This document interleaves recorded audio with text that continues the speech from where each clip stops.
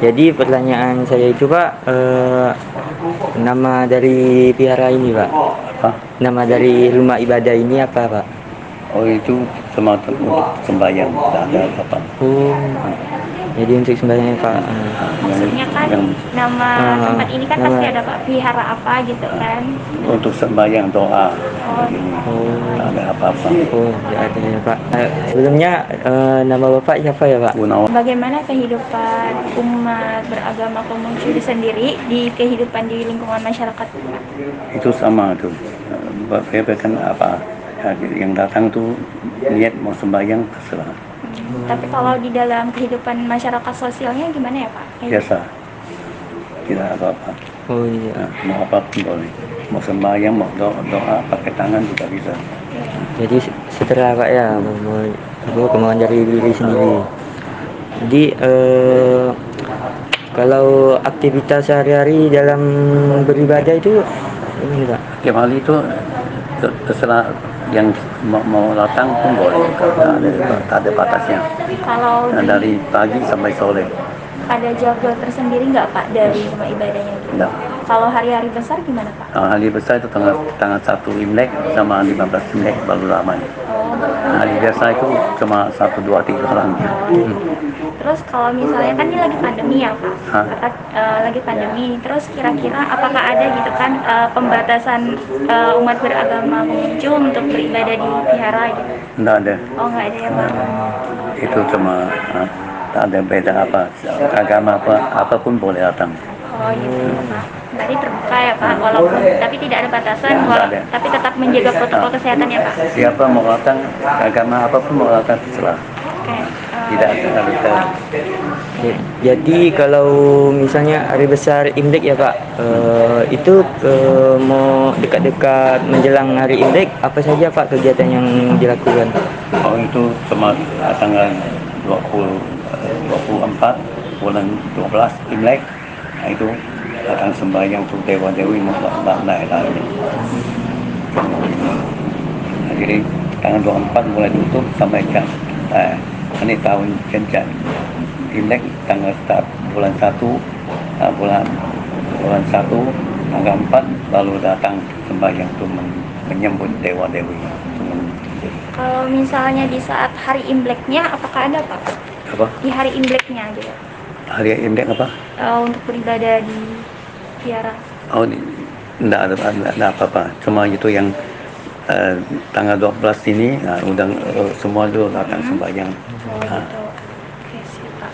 Terus sejarah dari vihara ini gimana ya Pak? Nah, itu sejak tahun 1673 garunya udah di Pontianak. Mungkin waktu masih hutan. Pelautnya datang ke sini itu taruh di situ. Ya tahun 1789 itu lonceng Ada loncengnya ya Pak? yang bunyi-bunyi itu ada di Pontianak.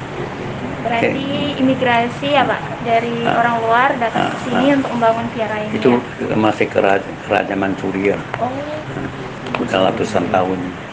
berarti udah lama juga ya Pak? Cuman Di berapa tahun kali renovasi 1906 ya? baru digabung jadi satu. Oh, Pekong di Pare Pekong, Putra Raja di Senggi, jadi Dewi Samudra di sini baru digabung jadi Kerenteng Tiga. Termasuk bahasa Latinnya itu Sebo. Nih, itu bahasa Latinnya. Sanskertanya. Katanya ya. Ya. Nah, dia berdirinya 1673. Namanya Angkek sama Angkek ini. Jadi beserta dengan pengawal. Nah, pengawalnya yang pertama ini. Ya, tangan kanannya dah. Tangan kanannya berdiri. Jadi berribuan mil dapat pendengaran. Dapat mendengar itu ya, Ya, suara-suara dari suara ya dari musuh atau musibah dari datang dari luar, jadi bisa didengar. Nah, itu kanan kirinya ini itu ribuan, bukan puluhan ya, puluhan ribu ya, ini ribuan. Itu bisa dapat dilihat. Oh, dapat bisa Melihat jarak jauh itu ribuan, ya, itu puluhan ribu, ya. Mungkin ini saling berkaitan ya ini. Iya, saling berkaitan. Itu sebagai mendengar dan penglihatan. Ya. Nah, dulu di sini Dewi Samudra berdirinya itu 1673 disebut pakai nama atas nama Klenteng. Tridharma Bakti. Klenteng Tridharma Bakti itu pada saat Dewi Samudra itu pertama kali di sini. Ya. Dan setelah itu dari di sini Ini ya, ini garis besar ya. Nah, di sini Bopekongnya. Ini Bopekong. Ini dia. Ya, Bopekong. Ya, ini Bopekong. Kau bang apa bahasa Sanskrit banyak itu Kamtian Daiti. kemudian Ya. ya. Nah, di situ ya. Nah, dia juga pindahan dari Paripekong. Pindahan Paripekong sebenarnya. Yang sekitar sini. Oh, di sana Paripekong. juga? Oh, iya. Ya, Paripekong pada tahun 1789 Masehi. Masehi. Ya, pindah ke sini Dari sini. Dari sana. dari sana. Dan sebelah sana masih sana ya. Masih. Ayo ikut saya ya. Saja Naca. Nah. Ya, itu Naca. Naca. Itu bang Sanskritnya bahasanya itu Haja. Taice. Ya. Nah, Nah, coba. juga pada tahun yang sama itu pindahan dari Pekong nama ya? Pelabuhan Senghi. Kau baca ni? Dulu di situ. Dulu di situ. Yang Oh, iya. itu dekat ini GB. Oh, pergi dulu. Sekolah GB. Tahu, tahu. Itu pindah dari sana tahun 1789 juga. 1789, Ya. Pindahan ke sini waktu itu udah berdirinya jadikan 3 itu tahun 1829 Masehi. 1829. Iya. Itu Masehi. Pindah ya. Nah, jadi udah hampir 100 lebih tahun pindahan. Ya. Dan- Kalau Dewi Samudra itu udah 300 lebih, 3,5 abad. 3 abad. Nah, 3,5 abad. 3,5 abad udah ada di sini. Iya. Bahwa di sini namanya kan luas. Ini luas ya. Jadi diambil jadikan di sini kan Dipindah makanya ke sini semua. dulu diberi nama Tridharma. Tridharma, karena tiga gitu ya. 3 dijadikan satu tempat. Oh, Ya. paham bang. Paham ya? Nah, tadi kan ada 3 yang Iya, makanya Yang Dewi. bisa kan? Bisa. Sekat kan? Nah. Semua. Nah, dulu bangunan di sini itu papan, papan. lantai juga papan. Oh, Nah. karena udah direnovasi terus Iya. kan diperbaiki ya jadi Perbaiki waktu itu 1990. 1990. Iya. 1990. Dibangun jadikan ini untuk dia renovasi tanpa ada berubah bangunan. Cuman Bentuk. Oh tak. Tidak berubah bentuk. Tidak berubah bentuk, cuman kayak ditambah dekorasi seperti ini. Enggak ada. Dari awal dari papan udah ada renovasi ini. Oh, Cuma ini langsung Masuk. ya. Langsung. Dulu papan pakai lukis.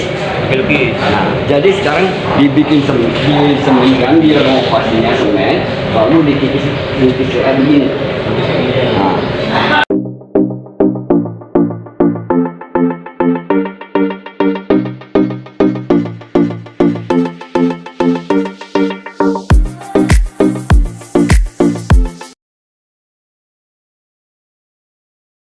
We got history. Got me feeling the nostalgia when you look at me. Thinking about what could have happened or what could have been. Finally. Sampai Minggu. Tapi kalau Senin sampai Jumat itu tuh misa harian namanya. Misa harian. Tapi kalau kalau dibuka untuk umum itu hari Sabtu sama hari Minggu. Nah, kalau Sabtu itu pukul 18.00 atau jam 6 sore. Kalau Minggu itu ada 2 kali. Misa pertama itu jam 8.30. Kalau misa kedua itu 17.30 sore. Gitu. Terus Kak, bagaimana sih kehidupan umat Kristen dalam kehidupan bermasyarakat? Di sini ya. Iya. Di sini sih kalau misalnya kayak misalnya bagi ini lah Muslim lah ada apa Maryam tuh kan. Itu kan di waterfront tuh biasa ada tuh. Biasa panitia itu datang ke sekretariat untuk minta minta bantu sukarela gitu kan. Jadi biasa kami juga kasih beberapa gitu untuk mereka. Terus kalau misalnya kemarin itu ada yang mau vaksin. Nah, itu dari Polda itu ada datang untuk minjam tempatnya sama untuk minta bantu kami koordinir untuk konsumsi. Nah, itu juga biasa kami juga bantu. Nah, terus kalau misalnya bagian Chinese, kadang ada pengumpulan jeruk Mandarin. Nah, jeruk-jeruk kayak gitu, pengumpulan nanti kami kasih ke lansia-lansia. Kayak gitu sih, tapi yang di sekitar sini aja, nggak jauh-jauh karena setiap paroki itu ada apa ya, batas kerjanya. Jadi yang sekitar di Gembala Baik aja kami itu layanin gitu. Tapi kalau misalnya di luar paroki Gembala Baik, itu nanti urusan paroki yang di luar. Jadi kami jam kerjanya kami aja, bukan jam kerja tapi batas kerjanya kami aja gitu. Berarti ada batasnya gitu ya? Ada batas wilayahnya. Jadi misalnya dari Tanjung Pura ke Adi Sucipto itu ada batasnya. Nah, dari Adi Sucipto sampai ke Siantan itu ada paroki lain yang lagi ngurus. Tapi kalau kami ada batasnya lagi. Gitu. Kan ini nama gerejanya paroki Gembala Baik. Iya. Nah, kalau makna dari nama gereja ini apa? Apa ya, Gembala Baik ya, gembala atau gembala kan ya, gembala yang yang gembala yang Mengajak umatnya gitu. memimpin itu para dombanya tuh. Nah, jadi umatnya itu kayak domba sih sebenarnya kan. Jadi gembalanya tuh yang baik, yang bijaksana, yang bisa bawa umat-umatnya. Pastor paroki sama pastorakan. Kalau pastor paroki itu Pastor Leonard Pascalis Nojo OFM Cup. Kalau misalnya pastorakannya Amandus Ambot OFM Cup. Berarti beda ya? Beda, pastor paroki itu yang lebih memegang semua kendali gitu. Nah, jadi apa-apa tuh pasti balik ke pastor paroki. Tapi kalau pastor rekan itu yang mendampingi pastor paroki. Jadi kalau misalnya pastor parokinya nggak di tempat, jadi bisa digantiin pastor rekan. Jadi kayak wakil gitu. Wakil ketua kayak gitu. Jumlah dari kan ini masa pandemi ya kan Pak. Jadi kalau ada berapa jumlah umat yang beribadah di sini? Kalau di sini kuotanya pas pandemi itu 250 orang kami terima. Biasanya kalau sebelum pandemi itu 500 lebih lah. Tapi karena pandemi, jadi karena ada ini kan dikasih tanda yang boleh duduk di mana gitu. Ada sekat-sekatnya, jadi 250 orang yang bisa. Masih ini juga ya Kak, social distancing. Iya, benar gitu. Jadi nama pastornya yang pertama itu siapa? Pastor Leonard Pascalis Nojo of MCAP itu tuh nama ordo, itu kapusin. Tapi nama aslinya Leonard Pascalis Nojo. Kalau pastor rekannya Amandus Ambot.